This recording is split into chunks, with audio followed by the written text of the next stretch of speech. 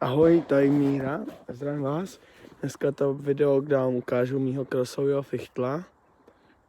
Všechno k němu řeknu, takže tady to je ten fichtl. Jo, ještě se předem omlouvám za to, že to je takhle přiblížený, ale mám na telefon 2 kamery a jedna je dojebana, takže to je furt přiblížený, dobrý.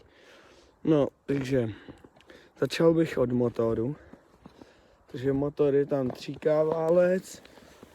Potom jezdí celá hlava od Jelínka, je to úplně, není moc dobrá, ale lepší než žádná.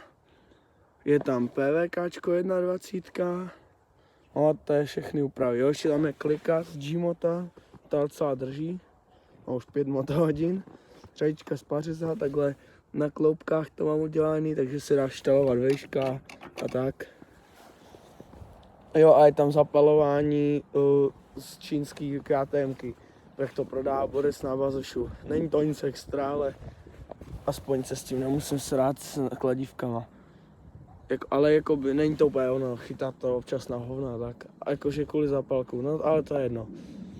Potom tak teda třeba, jo, je tam ještě Wayfuk Hikone, ale ty vole, teď jsem si všiml, že dostal nějaký brutální damage.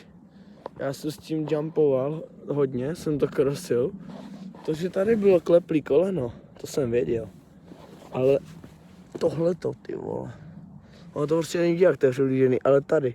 Takový, tam dám prst normálně. Takže to budu muset nějak vytáhnout. Bude do budoucna Wayfuk vrchem, protože takhle ho navedu. Tady, takhle. Jakoby tak a takhle bude koncovka.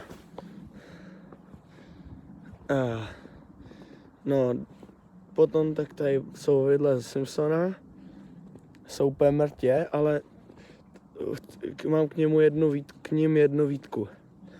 Většinou všichni, co si dají na fichtla vidle ze Simpsona, tak tam prostě takhle jebnou, jak to mám já, plastový blatník. No jenže potom, když takhle chytnou z řídka, jak s tím šmátraj, tak se jim úplně vyklá brutálně kolo, že s tím jde hrozně na hovno. A to je tím, že Simpson má takhle blatník, takhle žel přes objímky. A ten dělá to, aby se to kolo takhle nehejbalo. Takže je to jakoby spěra. Takže já jsem mu udělal to, že jsem ten blatník Simpsona rozříz a udělal jsem takhle z toho spěru, protože chci tam mít ten plastový a ono to ani není moc vidět tam. A je to teď dobrý jak čert.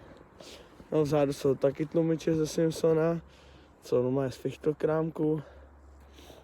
Rám je normálně Mustang, že jo. A tak. Jde to jak prase teda. Ale teďka mě sere ten klopej Wayfuk, no.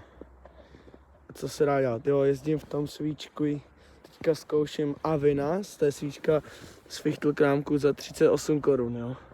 Ale zatím fakt čí, tak jo, budu muset znova pulit motor teda. Ten je teď má to 6 hodin s tím 3 kanálem a z toho před 5 hodinama byl půlený, kvůli klice zadřený. A vidíte, jak ten segment je takhle křivo, hrozně debilně se to nakopává. A ještě tady dole to nebude vidět, ale jsou svařovaný kartry. A ono to zase tam začal chcát olej trošku. Takže to chci znova rozdělat a líp to znechat zavařit.